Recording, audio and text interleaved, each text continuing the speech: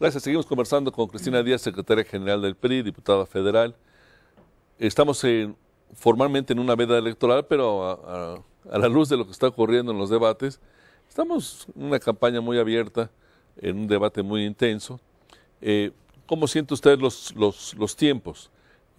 Ya hay candidatos presidenciales a la vista, tendremos prontamente candidatos a diputados federales ya en la calle, a senadores desde luego. Usted misma es mencionada como una precandidata para senadora plurinominal, pero tendremos candidatos a gobernadores, más de 2,000 posiciones en campaña.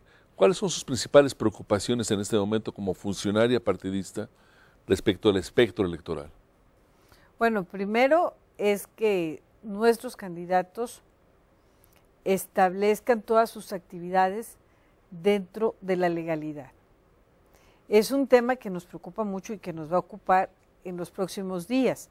Seguramente va a ser un tema esta elección de judicialización.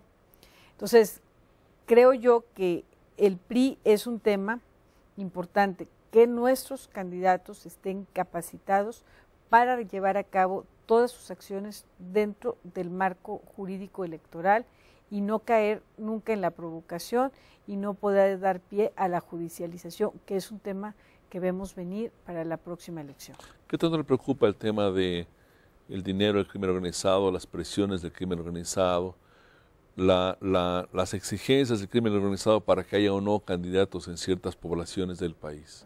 Bueno, pues el presidente del Senado, Pedro Joaquín Colbe, es un tema de agenda de nosotros que nos preocupa y nos debe ocupar a todos. Tan es así que entre dimes y diretes que ha hecho precisamente la Presidencia de la República o Los Pinos, instruyó al secretario de Finanzas, al secretario jurídico, para armar un blindaje que ya fue sometido a votación y en ese acuerdo hoy estamos blindando de que no entre dinero, que no sea un dinero limpio, un dinero transparente a las campañas de nuestros candidatos. El candidato presidencial del PRI, el señor Peña Nieto, ha ofrecido dar a conocer su declaración patrimonial. Este es un elemento en todo el mundo muy poderoso para evitar que haya dinero sucio en las campañas, a ver si ese dinero no va a dar a las bolsas de los candidatos.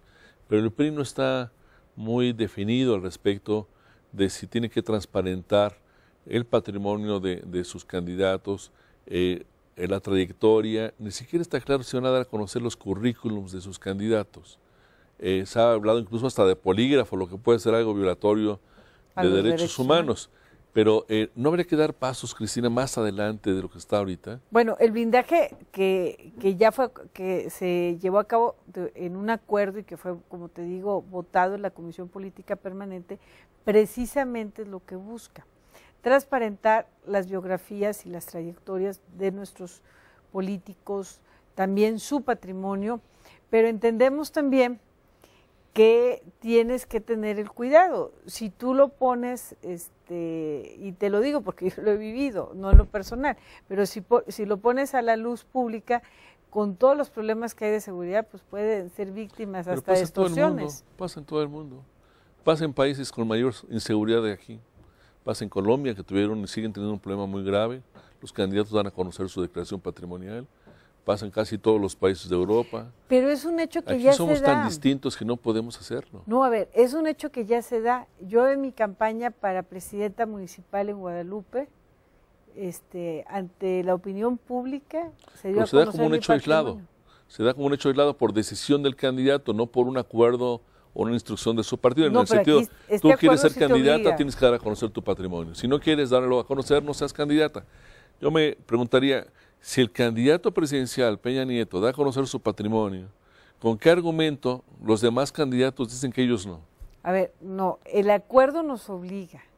¿A todos a dar a conocer su declaración patrimonial? Conocer, y yo te voy a decir una cosa, si el ejemplo lo pone nuestro candidato, Enrique Peña Nieto, moralmente, aunque no hubiera ese acuerdo, estamos obligados. ¿Pero lo hay o no lo hay el acuerdo? No, sí está el acuerdo de blindaje. ¿Qué fechas va a tener la presentación de las declaraciones de los candidatos? Debe de tener fecha entre abril y mayo de presentar.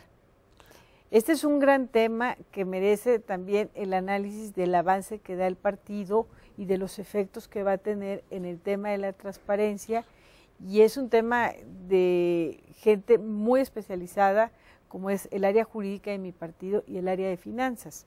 Pero usted nos dice que ya hay un acuerdo. Sí, hay un acuerdo. Que todos los candidatos de su partido van a presentar su declaración patrimonial. No nada más eso, no nada más es la declaración patrimonial, sino también tiene que ver con las auditorías. Aún cuando hay una unidad de fiscalización que tiene el IFE, y que a mí me ha tocado ser auditada por el IFE en la campaña, por citar un ejemplo, la del 2009, hoy nuestro partido también va a auditar, independientemente que lo haga esta unidad que tiene el IFE, va a auditar las campañas de nuestros candidatos. Necesitamos auditar porque necesitamos que cumplan con la legalidad y, por supuesto, porque hay un tema que, verdad, como usted lo señalaba, nos preocupa mucho, que es el tema del dinero, que no sea un dinero limpio, que sea un dinero proveniente de organizaciones no muy claras. Cada partido, cada entidad ha ido encontrando focos rojos en la geografía nacional respecto a las campañas electorales. Dos de esos focos son Tamaulipas y Nuevo León, su estado natal, el estado por donde usted quiere ser senadora, un estado gobernado por el PRI también. Acaba de ocurrir esta circunstancia en el penal de Apodaca. ¿Cuál es su balance al respecto? ¿Qué está pasando en Nuevo León? Bueno, primero decirte que los focos rojos no solamente están en una o en otra entidad, están en muchas entidades del país y no es más que una estrategia que ha propiciado más violencia de la que tenemos. Nuevo León ha vivido una etapa muy difícil en los últimos años de violencia. Yo te puedo decir que está el tejido social roto. Como está en Nuevo León, está en México. ¿Qué es la falta de una política de Estado, una política integral que tenga que ver con el combate a la pobreza, que tenga que ver con darle más educación a la gente, que tenga que ver con las oportunidades? Y si a mí me dijeras, pues yo creo que tiene que ver todo esto hasta con el crecimiento económico. Es muy triste y muy lamentable ver que en una sociedad sus jóvenes, su aspiración sea formar parte del crimen organizado. O sea, hasta dónde hemos llevado el Estado mexicano a que muchos jóvenes, su aspiración en lugar de ser médicos o abogados o ser técnicos, sea trabajar para estos señores. Y quizás sea porque el ejemplo más cercano lo tienen en su casa o lo tienen en el vecindario, al darse cuenta que un muchacho llega con un carro o que está empoderado por un arma. Hay un estudio que se hizo en el área metropolitana de Nuevo León hace unos 2 o 3 años, y entre los muchachos de secundaria su aspiración era ser halcones. ¿Tú te puedes imaginar que estos empleados de los narcotraficantes que los alertan de que llega la policía? De vigilantes. Imagínate que esa sea la aspiración. Pero esto que sucede en Nuevo León lo vamos a encontrar en Guerrero, lo vamos a encontrar en Morelos. En Jalisco hay un grave problema y está focalizado en ciertos municipios que están aledaños al propio Guerrero o a Michoacán, que tienen brotes de violencia muy serios. Entonces es un tema nacional. Me atrevo a decir que falta una política de Estado con una visión integral que faltó y que van a dejar un grave, muy grave problema esos gobiernos de derecha en estos 12 años.